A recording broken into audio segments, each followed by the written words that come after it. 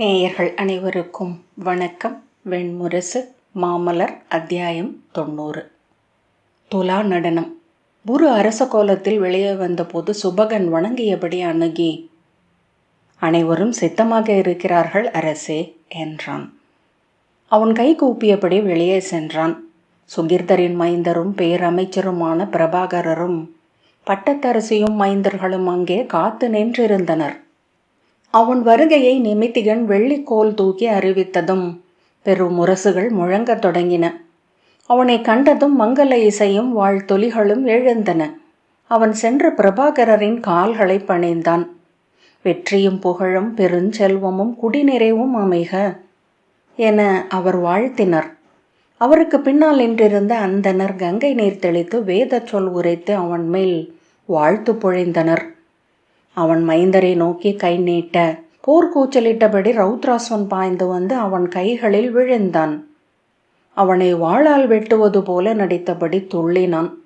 புரு சிரித்தபடி மைந்தனை தூக்கிச் சுழற்றி அருகே நிறுத்தி கொண்டான். ஈஸ்வரன் நாணச் சிரிப்புடன் அருகே வர அவனை பிடித்து மறுபக்கம் நிறுத்தி கொண்டு அரசியை நோக்கி புன்னகைத்தான். அவள், போதும், அரசணிகள் கலைகின்றன என்றாள். சூழ்ந்து நின்றிருந்த காவலர்களும் பணியாளர்களும் பற்கள் மின்ன சிரித்து கொண்டிருந்தார்கள். ரௌத்ராஸ்வன், நாம் காணாடவா செல்கிறோம் தந்தையே என்றான். ஆம், காணாடுதலும் உண்டு என்றான் புரு.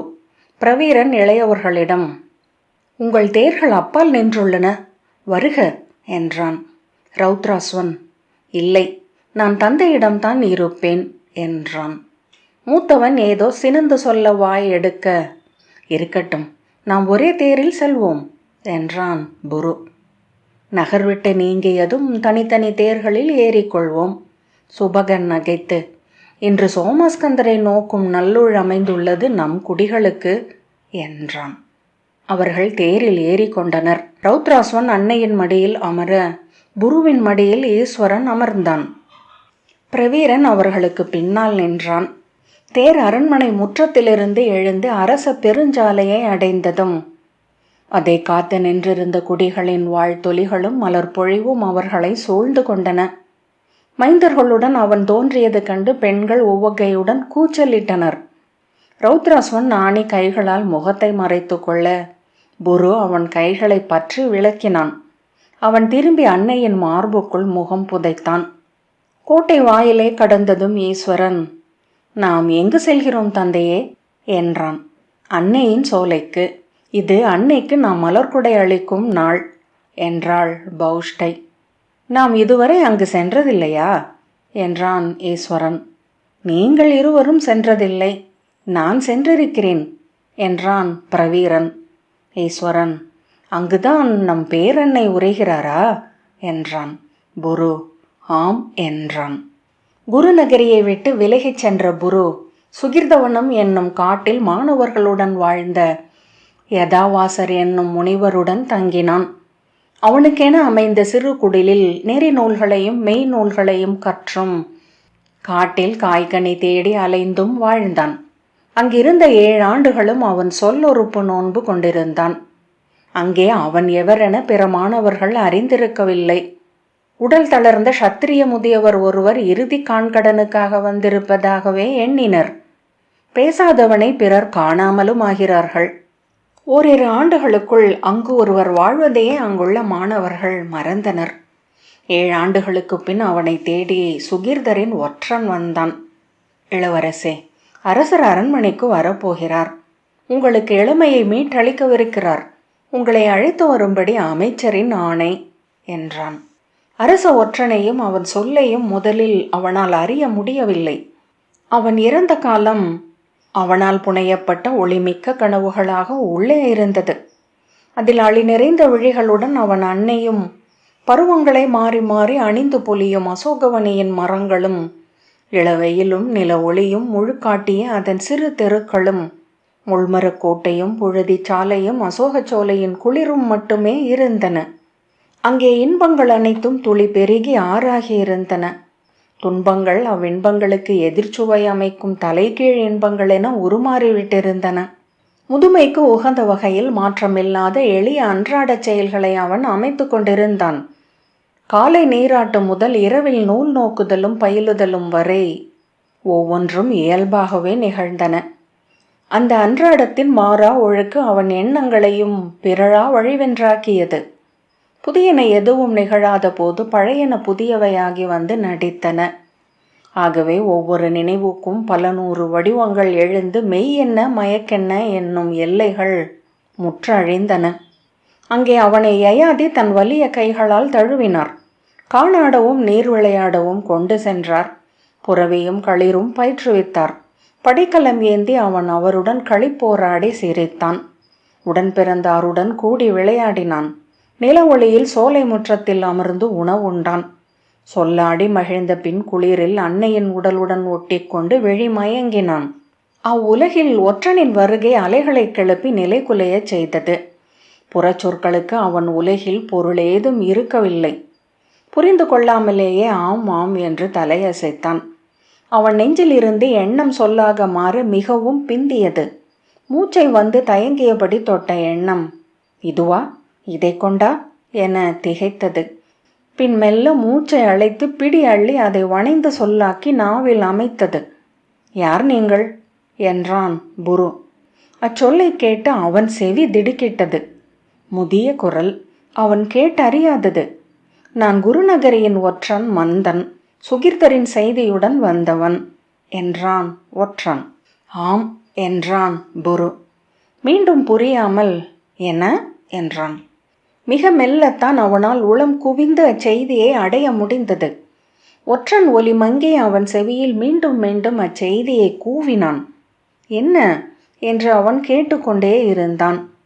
செய்தியை புரிந்து கொண்டதும் அவன் தலை ஆடத் தொடங்கியது.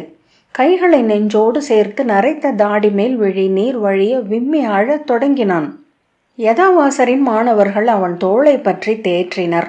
அனைத்துக்கும் இறுதியில் எஞ்சுவது அழுகையாகவே இருந்தது. துயரற்ற அழுகை, அல்லது அறியா பெருந்துயர் ஒன்றின் அழுகை. 7 ஆண்டுகளில் இளமையை அவன் மறந்துவிட்டிருந்தான். உடல் உணர்ந்த முதுமை உள்ளத்தையும் அவ்வாறே ஆக்கிவிட்டிருந்தது. நடையில், அமர்வில், தொழிலில், விழிப்பில் உடல் கொண்ட முதுமை எண்ணங்களாக உணர்வுகளாக தன்னிலையாக மாறியிருந்தது.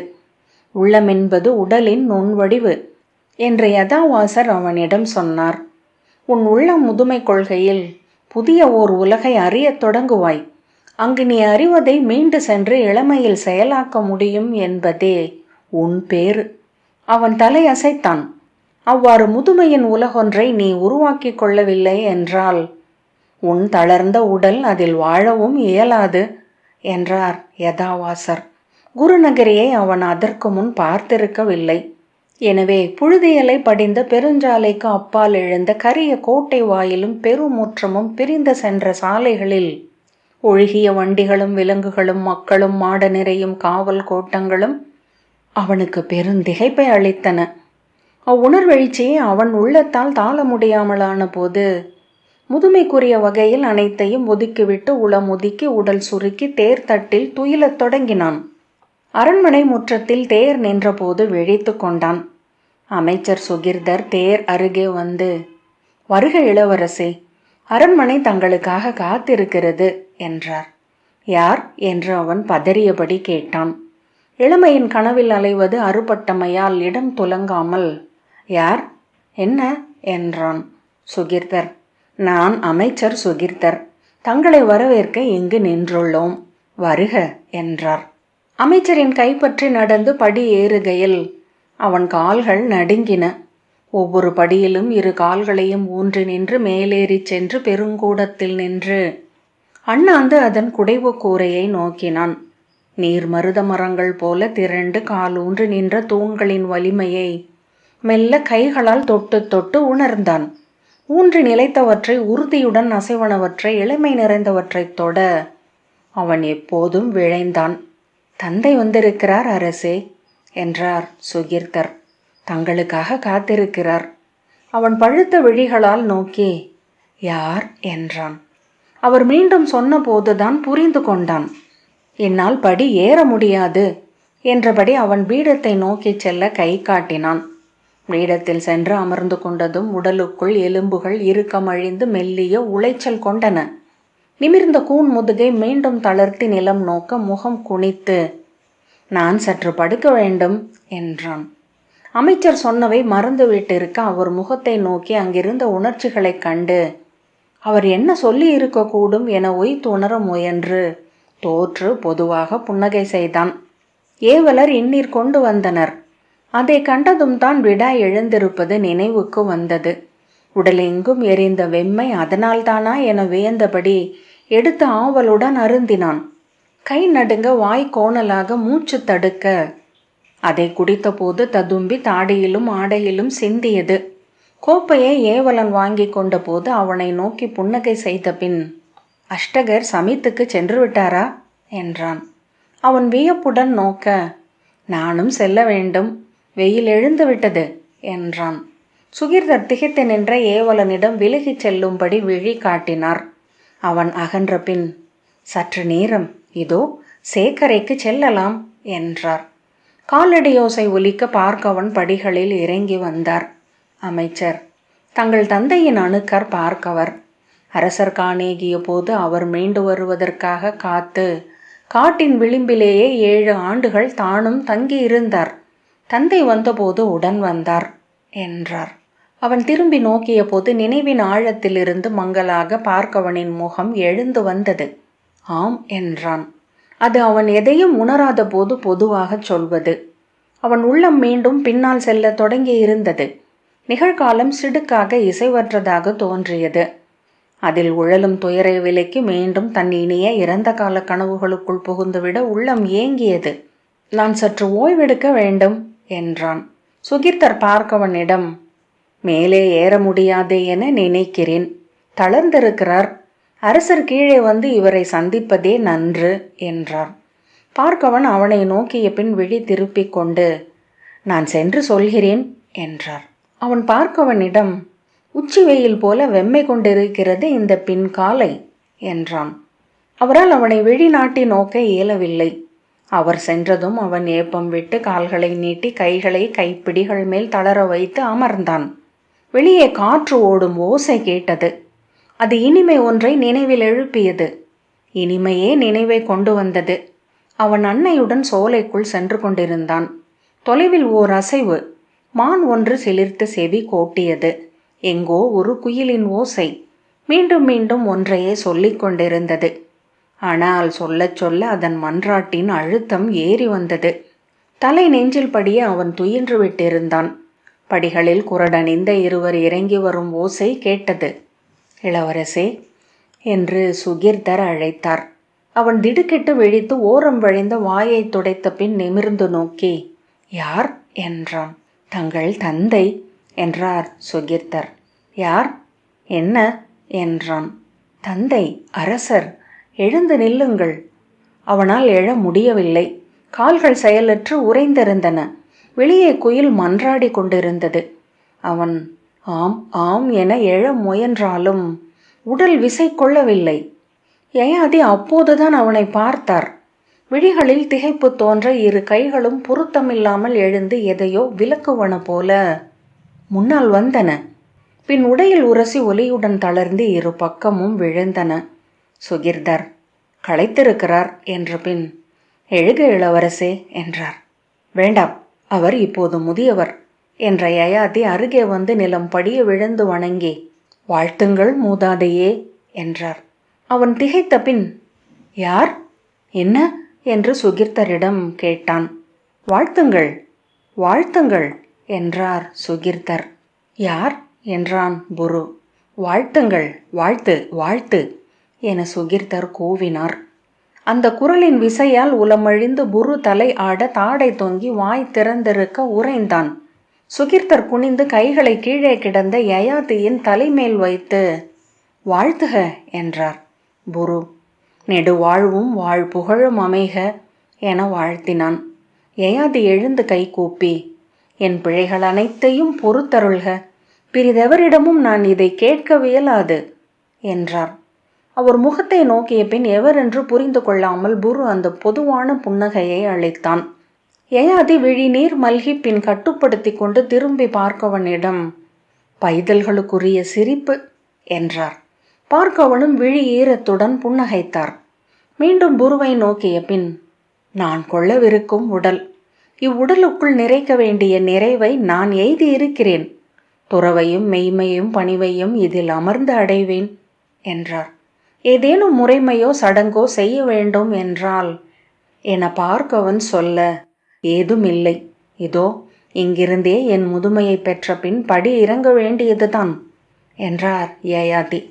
அமைச்சரிடம் அவர் நீர் என்று சொல்ல அமைச்சர் திரும்பி ஏவலனிடம் கை காட்டினார். அவன் வால்குடுவையில் நீருடன் வந்தான். யயாதி அதை வாங்கி கொண்டு புருவிடம், எழுந்து தங்கள் கைகளை காட்டுக தந்தையே என்றார். யயாதி அதை வாங்கி கொண்டு புருவிடம், எழுந்து தங்கள் கைகளை காட்டுக தந்தையே என்றார். அதற்குள் அங்கிருந்து உளம் விலகிவிட்டிருந்த புரு, என் உடல் வலிக்கிறது, நெடுநேரம் அமர்ந்திருக்க என்னால் இயலாது என்றான். கைகளை நீட்டுங்கள் என்றார் யயாதி. என்ன என்று புரு சுகிர்தரிடம் கேட்டான். அமைச்சர் குனிந்து அவன் கைகளை பற்றி ஏந்துவது போல காட்டினார். யயாதி நுண் சொல்லை உதடசைவால் சொன்னபடி நீரூற்றினார். மீண்டும் குனிந்து புருவின் கால்களை வணங்கினார். நிலத்திலிருந்து எழும்போதே அவர் உடல் தளரத் தொடங்கி இருந்தது. பார்க்கவன் அவரை பிடித்து மெல்ல தூக்கிய போது முனகியபடி மெல்ல என்றார். எலும்புகள் இணைப்பு தளர்ந்து உடல் நடுக்கம் கொண்டிருந்தது. கழுத்தில் தசைகள் நீர் நனைந்த சேற்று சிற்பமென ஊறி நெகிழ்ந்து தொய்ந்து வளையத் தொடங்கின. பார்க்கவன் அவரை பீடத்தில் அமரச் செய்தார். காலநாழியிலிருந்து மணல் ஒழிவது போல புருவின் உடலில் இருந்து முதுமை வழிந்து யயாதியை நிறைத்து கொண்டிருந்தது. யயாதி மெல்ல தளர்ந்து கைகளை கோத்தபடி சிறு துயலில் ஆழ்ந்தார். நரை தாடியும் முடியும் நீண்டன. தசைகள் வற்றி சுருங்கி நரம்புகள் புழுக்களைப் போல எழுந்து உடல் முதுமை கொண்டபடியே இருந்தது. அனலில் விழுந்த இலை என சுருங்கி கருகி அவர் உருமாறுவதையே அனைவரும் நோக்கி கொண்டிருந்தனர். பீடத்தில் இருந்து எழுந்த புரு, தந்தையல்லவா அவர் என்று கூவிய போது அனைவரும் திரும்பி நோக்கினர். அவன் இளைஞனாக மாறிவிட்டிருந்தான். ஆம், தங்களிடமிருந்து முதுமையை பெற்றுக்கொண்டு விட்டிருக்கிறார் என்றார் சுகிர்தர். நான் அதை அவருக்கு அளிக்கலாகாதென்று எண்ணி இருந்தேன். அது நான் எந்தைக்கு அளிக்கும் கொடை என்றான் புரு. இளவரசே, உங்களுக்காக நாடும் குடியும் காத்திருக்கின்றன. தந்தை உங்கள் பொறுப்பையும் நெறியையும் ஆணையிட்டிருக்கிறார் என்றார் பார்க்கவன். புரு யயாதியை நோக்கி கொண்டிருந்த பின் திரும்பி சுகிர்தரிடம், நான் இப்படித்தான் இருந்தேனா என்றான். ஆம், சற்று முன்பு வரை என்றார் சுகிர்தர். காலம் அவரை இத்தோற்றம் நோக்கி தள்ளி கொண்டு செல்கிறது இளவரசே. அவன் கைகூப்பி, என் மூதாதையரின் வடிவம் என்றான். நிலம் படிய விழுந்து அவரை வணங்க அவர் விழித்து, யார் என்றார். தங்கள் மைந்தர், வாழ்த்துக அரசே என்றார் சுகிர்தர். யயாதி, யார் என்ன என்றார். வாழ்த்துக வாழ்த்துக என்று கூவினார் சுகிர்தர். பார்க்கவன் அவர் கையை எடுத்து புருவின் தலையில் வைக்க அவர், நெடுவாழ்வும் அழியா புகழும் குன்றா செல்வமும் பெருகும் குடியும் எஞ்சும் உவகையும் அமைக என்றார். புரு எழுந்து கை கூப்பியபடி நின்றான்.